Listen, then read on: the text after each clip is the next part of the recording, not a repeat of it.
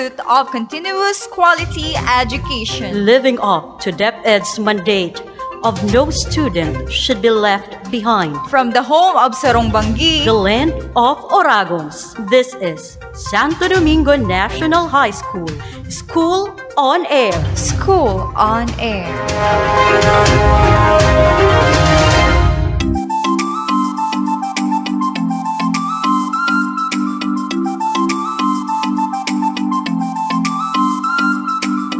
Good afternoon, grade 12 students. This is your School on Air. I am Sir Marius, and I am your radio teacher for Physical Education and Health 4.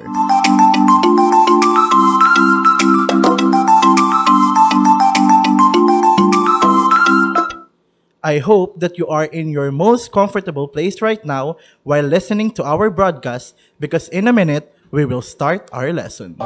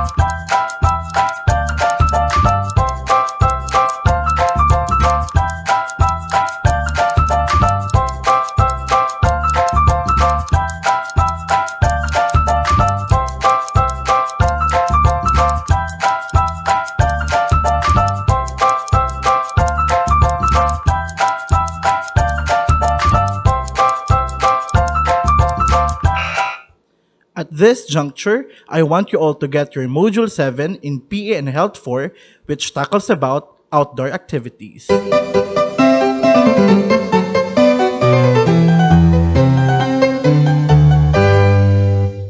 I am expecting that after our lesson, you will all be able to understand the importance of participating in an organized event that addresses health, fitness issues, and concerns. Let's get started, have fun, and good luck. As I have mentioned a while ago, our lesson for today is all about outdoor activities. So class, what are outdoor activities? Have you ever done any outdoor activities in the past?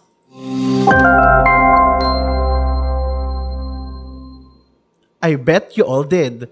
Outdoor activities or outdoor recreation refers to leisure activities that take place in a natural setting and benefit the body, mind, and spirit. Examples of these are hiking, fishing, skiing, and wildlife viewing.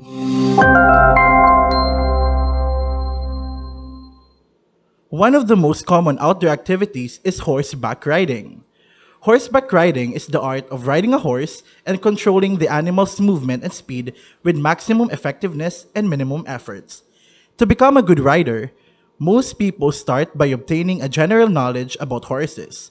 This knowledge includes recognizing the behavior of horses, using voice and body language to communicate with them, as well as grooming horses and cleaning their environment to keep them healthy and safe. Horseback riding is one of the most intense sports known to man, not only because it's physically challenging, but it takes more than athleticism to do it. Horseback riding takes commitment, time, patience, and most importantly, building a bond with your horse. Next outdoor activity that we will discuss is snorkeling.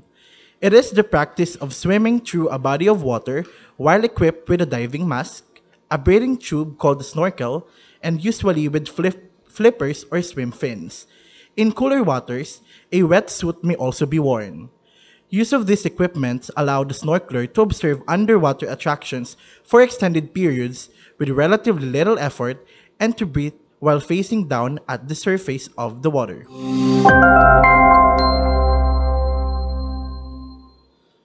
Another known outdoor activity, especially here in our locality, is fishing. Fish are often caught as wildlife from the natural environment, but may also be caught from stocked bodies of waters such as ponds, canals, park wetlands, and reservoirs. Fishing techniques includes hand gathering, spearing, netting, shooting, and trapping.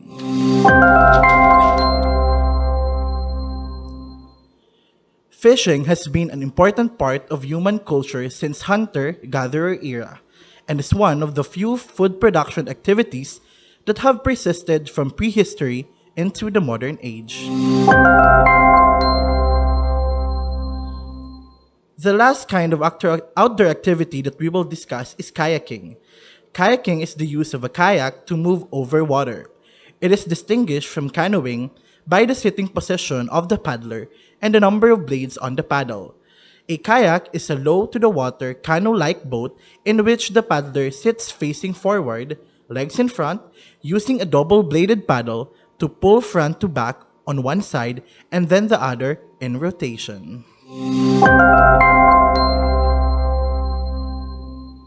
Now, after discussing several outdoor activities, let's now proceed to the second part of our lesson, which talk about the health benefits of engaging in different outdoor activities. First is fresh air. Whenever you spend time near a lot of trees, you take in more oxygen. That feeling of happiness that you get when you take your first breath of air isn't all in your head. Well, technically it is, but it's a release of serotonin from extra oxygen. Your body can function with less strain when there's plenty of oxygen. That is not the only benefit of fresh air.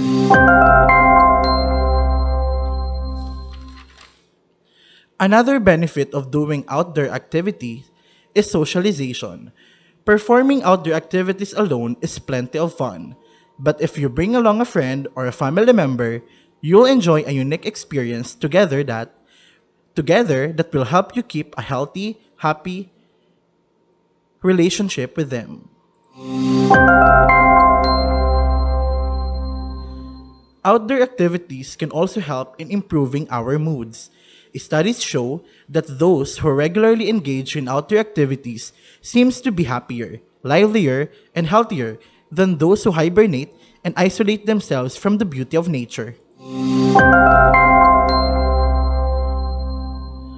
Are you experiencing stress due to heavy workloads and school requirements? Maybe it's time for you to take a short break and do some outdoor activities. Stress can negatively affect your health in just about every way possible. And you're putting much less strain on your mental and physical faculties by giving yourself some stress-free time outside. Lastly, it should also be noted that doing outdoor activities is a form of exercise. It involves physical activities, which enhances and maintains physical fitness and overall health and wellness.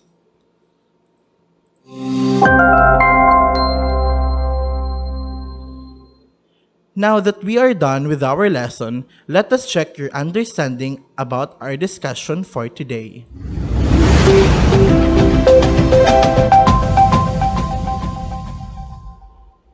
Please get a sheet of paper and pen and be ready for our short quiz. Write your name, grade, and section.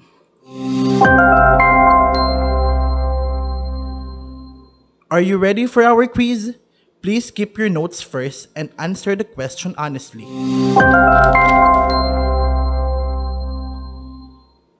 First question. Maria is a 34-year-old woman who is struggling with her weight. She has very low confidence and is nervous about doing any recreational activity in case anybody laughs at her. How could you help her? Let me repeat the question. Maria is a 34-year-old woman who is struggling with her weight. She has very low confidence and is nervous about doing any recreational activity in case anybody laughs at her. How could you help her? I will give you 30 seconds to answer the question.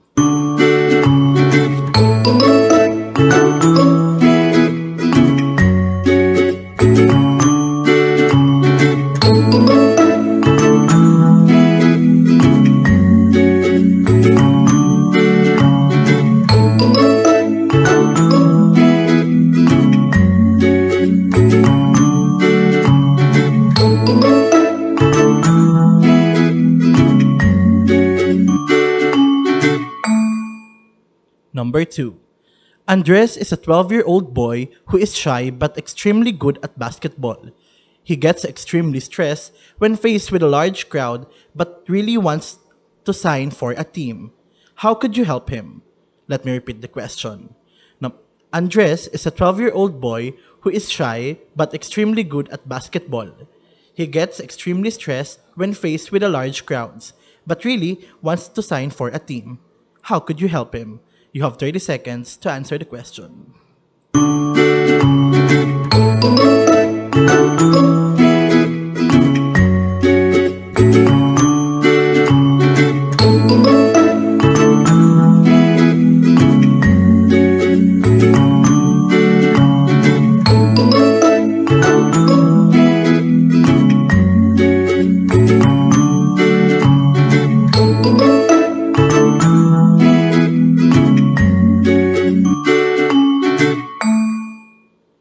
Number 3.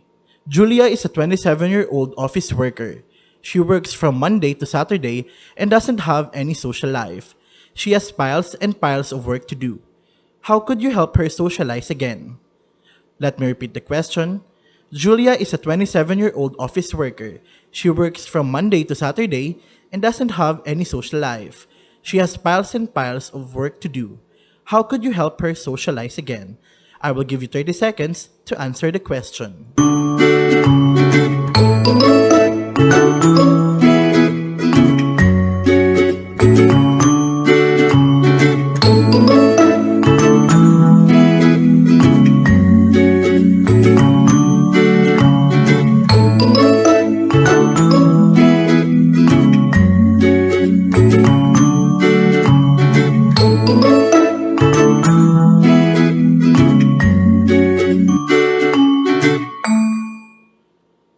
And for our last question, Thomas is a 35-year-old part-time security worker. He works irregular shifts. He tends to eat a lot of unhealthy snacks at work and takeaways at home. How could you help him? Let me repeat the question. Thomas is a 34-year-old part-time security worker. He works irregular shift. He tends to eat a lot of unhealthy snacks at work and takeaways at home. I will give you 30 seconds to answer the question.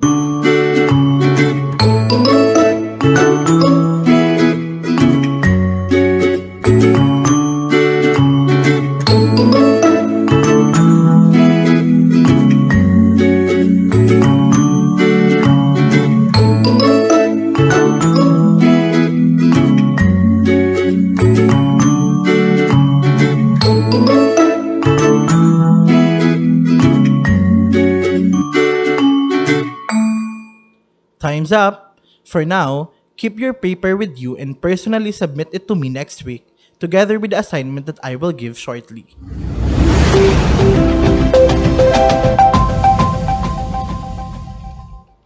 For your assignment, log in your recreational activities for 7 days. Write them in the diary, including the amount of time you have devoted to do each one. Then, explain how you engage in those activities. For easy reference, check the format provided in page 12 of your modules.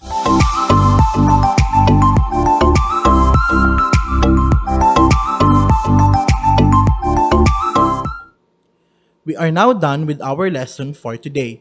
Don't forget to completely submit your outputs. And if you have questions, you can contact me through my messenger account.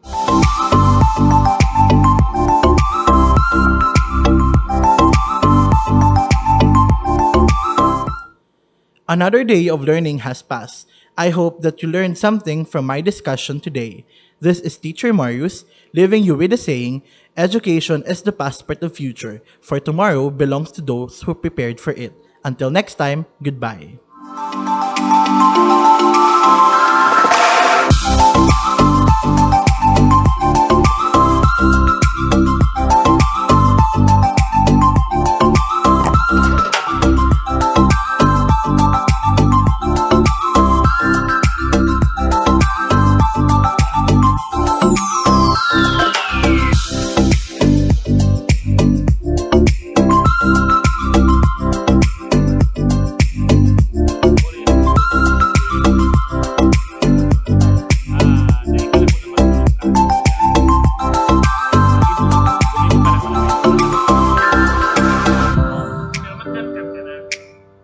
Wala na.